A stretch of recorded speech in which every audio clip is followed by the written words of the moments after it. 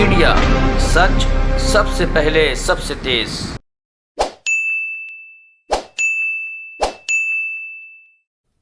नल जल योजना के संदर्भ में है। मेरा विनम्र निवेदन है माननीय सुधांशु जी से कि इस विषय पर अपने प्रेस को संबोधित करें। मित्रों, जैसा आप सभी को ज्ञात है कि भारतीय जनता पार्टी के स्थापना दिवस कार्यक्रम से, चूंकि यह स्थापना दिवस स्वतंत्रता के अमृत महोत्सव वर्ष में पड़ रहा है, तो माननीय प्रधानमंत्री जी ने पूरे एक पखवाड़े को सामाजिक न्याय पखवाड़े के रूप में मनाने का निर्णय लिया, जिसमें हर दिन अलग अलग कल्याणकारी योजनाओं के विषय में जागरूकता के लिए पार्टी के कार्यकर्ता, पदाधिकारी, सांसद, विधायक सभी लोग जनसंपर्क करेंगे। चूंकि ये वो महत्वपूर्ण विषय हैं जो कि स्वतंत्रता की सार्थकता के लिए परम आवश्यक है। उसी संदर्भ में आज का विषय जल जीवन मिशन से संबंधित है। आप सभी को संभवतः ज्ञात हो कि यह विषय कितना महत्वपूर्ण है। आप इस फैक्ट से समझ सकते हैं कि भारत में विश्व की 16% जनसंख्या रहती है, परंतु हमारे पास सिर्फ 4% पीने योग्य जल के स्रोत हैं, और हम विश्व के भूगर्भ के जल यानी जमीन के नीचे के पानी का 40% उपयोग करते हैं। तो यह इस बात का प्रमाण है कि यदि आने वाले समय में दूरदृष्टि रखकर जल के संचयन और प्रबंधन का ध्यान न रखा जाए तो बहुत बड़ी समस्या हो सकती है। So keeping this thing in the mind, prime ministers visionary plan has given an emphasis on जल जीवन मिशन। इस मिशन की शुरुआत माननीय प्रधानमंत्री जी ने 15 अगस्त 2019 को की थी। जब हमारी सरकार आई 2014 में, तो उस समय देश में केवल 16.75% घर नल के पानी से यानी नल के जल से कनेक्टेड थे। इस मिशन के शुरू होने के 2 वर्ष के अंदर ही वह संख्या 48.62% हो गई है, यानी जितने उससे पहले के 67 वर्ष में थे, इन 7 वर्षों में उसके दुगने हो चुके हैं। संख्यात्मक दृष्टि से देखें तो 15 अगस्त 2019 को 3.23 करोड़ घरों में जल था, और 7 अप्रैल 2022 यानी बिल्कुल लेटेस्ट आंकड़े तक 9.4 करोड़ घरों में यानी 9 करोड़ 40 लाख घरों में यह जल पहुंचने में हम सफल हुए। यानी कुल हमने एडिशन 6.15 लाख घरों का किया है इन द लास्ट 2 ईयर्स। 2021-22 में 40,000 करोड़ रुपए जल जीवन मिशन के लिए आवंटित थे। 2022-23 में बजट में एलोकेशन 60,000 करोड़ का हुआ। So the allocation of 60,000 crore rupees in the union budget of 22-23 shows a quantum jump of 50% in one go for this Jal Jeevan mission. This shows our staunch commitment for the cause.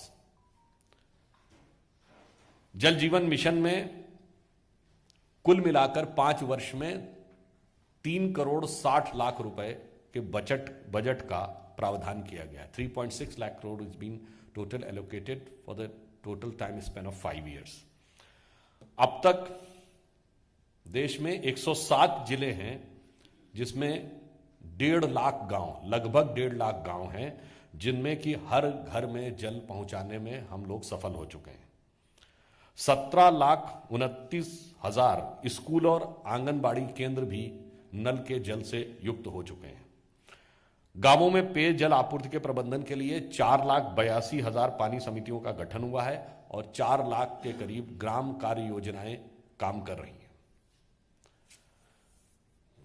प्रधानमंत्री श्री नरेंद्र मोदी जी ने 2021 में 93,068 करोड़ रुपए के प्रावधान के साथ 2021 से 26 के लिए कृषि सिंचाई योजना की भी शुरुआत की थी, क्योंकि पेयजल के साथ साथ कृषि के लिए, सिंचाई के लिए जल की उपलब्धता भी उतनी ही महत्वपूर्ण है। त्वरित सिंचाई लाभ कार्यक्रम के अंतर्गत 2021 से 26 के दौरान कुल अतिरिक्त सिंचाई क्षमता को 13.88 लाख हेक्टेयर तक तय करना था, और कुल 60 परियोजनाएं इस दिशा में काम कर रही हैं, जिनसे संबंधित 30.2 लाख हेक्टेयर कमान क्षेत्र इस विकास की प्रक्रिया में शामिल किया गया है।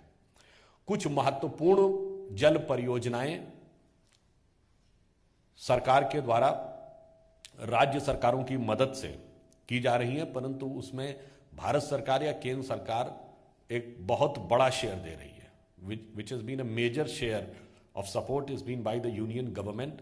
For example, रेणुका जी बांध परियोजना हिमाचल प्रदेश और लखवार बहुउद्देशीय परियोजना उत्तराखंड, ये दो राष्ट्रीय परियोजनाएं जिनमें 90% केंद्र के द्वारा प्रावधान किया जा रहा है। 90% is been funded by the union government.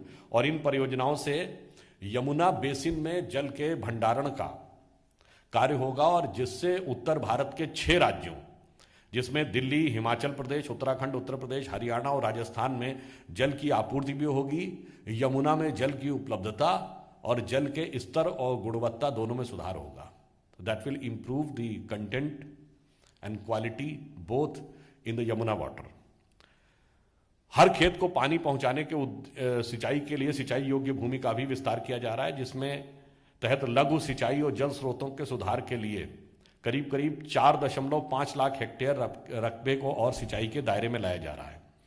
जो जल स्रोत हैं उनके उद्धार यानी renovation and rejuvenation of the existing water resources, इसके बारे में भी हमारी सरकार पूरी तत्परता के साथ काम कर रही है। और इसके लिए जो काम राज्य सरकारें या क्षेत्रीय स्तर पर किया जा रहा है उसमें जो यूनियन गवर्नमेंट का कंट्रीब्यूशन है उसको 25% से बढ़ाकर 60% किया जा रहा है, ताकि वो और प्रभावी ढंग से कार्य करते रह सकें। जैसे तालाब या अन्य जल स्रोत हैं जो सूख गए हैं उनको पुनर्स्थापित करके पुनर्जीवित करके उनको संचालित करने का यह कार्य सरकार के द्वारा किया जा रहा है। भूमि संसाधन विकास के स्वीकृत वाटरशेड विकास घटक में 2021 से 26 के दौरान संरक्षित सिंचाई के तहत लगभग 2.5 लाख हेक्टेयर भूमि शामिल है। करने के लिए 49.5 लाख 49 लाख हेक्टेयर वर्षा सिंचित और अनुपजाऊ भूमि को कवर करने का प्रयास किया जा रहा है। यानी एक बहुत मैसिव ये प्लान है कि 49.5 लाख हेक्टेयर वह भूमि जो केवल वर्षा पर आधारित है अथवा अनुपजाऊ है उसको किस प्रकार से सिंचाई के दायरे में लाने का प्रयास किया जाए। इस बार बजट में 44,605 करोड़ रुपए केन बेतवा लिंक परियोजना के लिए दिए गए हैं। इस योजना का उद्देश्य से 9.08 लाख हेक्टेयर भूमि सिंचाई के लिए उपलब्ध होगी और 65 लाख लोगों को पेयजल की उपलब्धता सुनिश्चित होगी। और इतना ही नहीं, इससे जो हाइडल पावर भी और सोलर पावर दोनों, तो इसके साथ 103 मेगावाट हाइड्रो पावर और 27 मेगावाट सौर ऊर्जा की उपलब्धता भी सुनिश्चित होगी। और यह बहुत महत्वपूर्ण परियोजना, आपको ध्यान हो कि उत्तर प्रदेश चुनाव से पहले भी प्रधानमंत्री जी ने जब इस योजना का उल्लेख किया था तो उन्होंने इसका महत्व को रेखांकित किया था। इसके अलावा पूरे देश में 5 रिवर लिंक्स परियोजना भी तैयार की गई हैं, जो योजना अपने अंतिम प्रारूप में आ गई है और इसमें संबंधित राज्यों से विचार विनिमय चल रहा है। संबंधित राज्यों के साथ सहमति के साथ ही यह परियोजनाएं प्रारंभ हो जाएंगी। वो 5 परियोजनाएं हैं, दमन गंगा और पिंजाल, दूसरी है पार तापी और नर्मदा, तीसरी है गोदावरी कृष्णा और कृष्णा पेन्नार कावेरी। इनके ड्राफ्ट फाइनल स्टेज में है, ड्राफ्ट तैयार हो गए हैं। Draft has been finalized, the negotiation with the various state governments which are following in these areas is in the final stage. The moment the final settlement will be there, उसी के साथ the funds will be released by the union government. तो केंद्र सरकार के द्वारा जो धन का आवंटन है वो तत्काल कर दिया जाएगा जैसे ही संबंधित राज्यों में अंतिम सहमति हो जाएगी। तो हम लोगों का उद्देश्य ये था कि जल जो अत्यंत महत्वपूर्ण चुनौती आने वाले वर्षों में बनने जा रहा है। आप लोगों ने बहुत सारी बातें सुनी होंगी कि बहुत सारी रणनीतिक नीतियां, the strategic policies in today's even global scenario is being targeted towards the availability, future availability of the water. तो अंत में सिर्फ ये कहना चाहूंगा, पानी एक ऐसी चीज है जो जीवन के लिए बहुत आवश्यक है और यह स्वतंत्रता का अमृत महोत्सव वर्ष है। तो पानी का एक अर्थ यह भी होता है कि मन में अगर पानी है तो मतलब स्वाभिमान की भावना, वो राष्ट्र के अस्तित्व के लिए भी आवश्यक है। तो जीवन की भी आवश्यकता है, राष्ट्र के लिए स्वाभिमान की भी आवश्यकता है। तो पानी उसका भी प्रतीक है और पानी में से ही मोती भी निकलता है जो चमकती हुई समृद्धि का भी प्रतीक होता है। तो प्रधानमंत्री जी का जो व्यापक विजन है वो कहीं ना कहीं उस भारतीय समाज की गहरी सोच से प्रेरित है, जिसे रहीमदास जी ने एक पंक्ति में कहा था, रहीमन पानी राखिए बिन पानी सब सून, और पानी गए न उबरे मोती मानस चून। तो सभी चीजों को एक साथ लेते हुए जल जीवन मिशन अपने लक्ष्य को प्राप्त करने के लिए सुगमता से आगे बढ़ रहा है और स्वतंत्रता की अमृत महोत्सव में अपनी सार्थकता को प्रस्तुत कर रहा है। धन्यवाद। इस विषय से संदर्भित कोई भी प्रश्न हो तो सादर आमंत्रित है। प्लीज आपसे मैंने आग्रह किया, इस विषय से संदर्भित यदि कोई प्रश्न हो, मैं आपसे आग्रह कर रहा हूं कि इस विषय से संदर्भित यदि कोई प्रश्न है।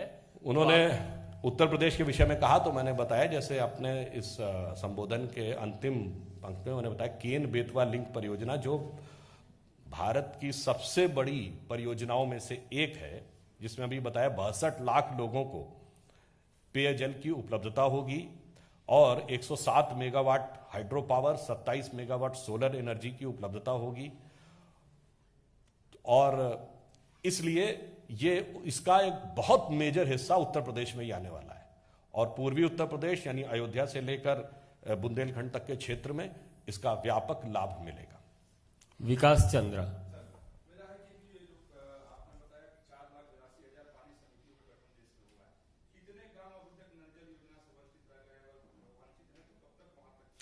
इस संदर्भ में मैंने जैसे आपको बताया कि 16% ग्रामीण घर 2014 से पहले थे जो 49.5% हो गए। सरकार का यह लक्ष्य है कि 2024 तक सभी ग्रामीण घर नल जल से युक्त हो जाएं।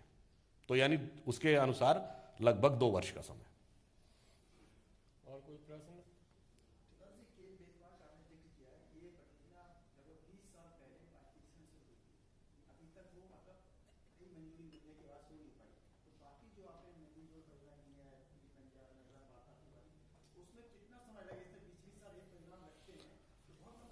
देखिए, उस समय जब हम लोगों की वाजपेयी जी की सरकार थी, संयोग से वह सरकार चली गई और बाद में वह विषयांतर हो गया। परंतु जो हमने बताया, जिन 5 नदी रिवर लिंक्स प्रोजेक्ट्स यानी नदी जोड़ने वाली परियोजनाओं की बात है, इसके विषय में जो ड्राफ्ट रिपोर्ट है वो फाइनल स्टेज में हो गई है। Negotiation with the state governments advance stage में है, क्योंकि आपको पता है कि राज्यों की सहमति जरूरी है, क्योंकि हम लोग यह सुनिश्चित करना चाहते हैं कि चाहे यमुना जल का बंटवारा या कावेरी जल के बंटवारे जैसे दीर्घकालिक विवाद जो 3-3 पीढ़ी से चले आ रहे हैं, इस प्रकार के विवाद ना हो। इसलिए योजना को अंतिम प्रारूप देते समय ही राज्यों के साथ अंतिम सहमति हो जाए, तो वो अंतिम चरण में है। और जैसे ही मैंने जैसे बताया कि जैसे ही वो राज्यों में सहमति पर मोहर लग जाएगी, तुरंत संबंधित राशि का विमोचन हो जाएगा।